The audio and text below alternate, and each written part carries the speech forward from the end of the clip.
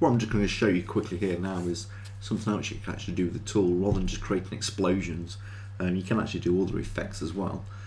So I'm just going to give myself, start off with a black base.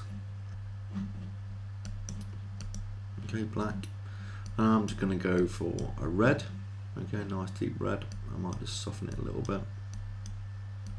Not too much though, we need deep red. Nice deep red.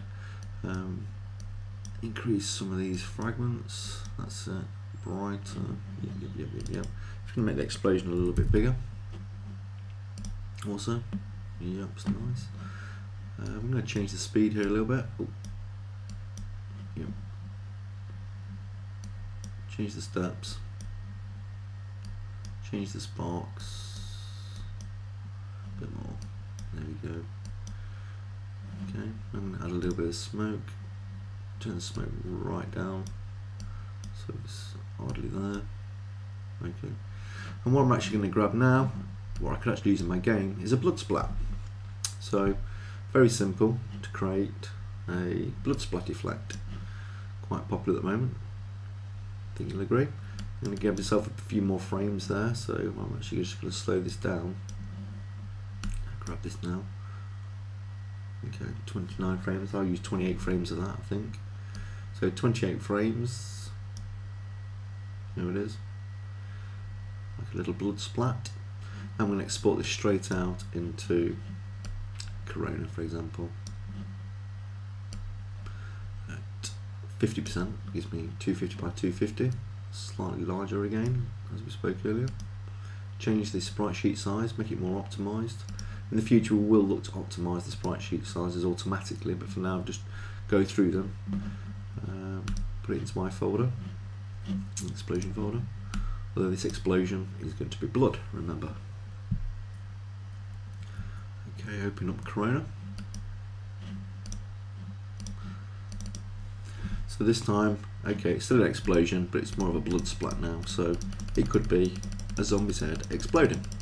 Or we could obviously tweak and tune this further. So it's not just explosions you can create, you can actually create other effects as well. One of the other effects you can actually create is, rather than just creating explosions, you can actually turn off all the particles and just have the fragment on, for example. So here's this star fragment. I'll make my explosion a bit smaller again now. Okay, and I'm going to turn everything else off. So now I've just got a nice sparkle explosion thing going on. Okay, so I'm going to turn frame culling off this time, because obviously we don't want the white, we do want the white, sorry, to be picked up in the animation. So let's just grab that as an animation now.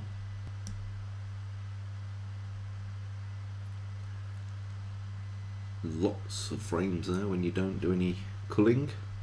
Okay, and again this time I'm going to say I want 48 frames.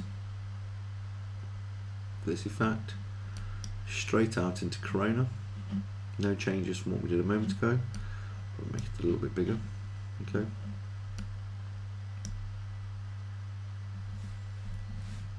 so this time there's no direct explosion as such, it's more of a explosion of particles, in this case this little stars twinkling.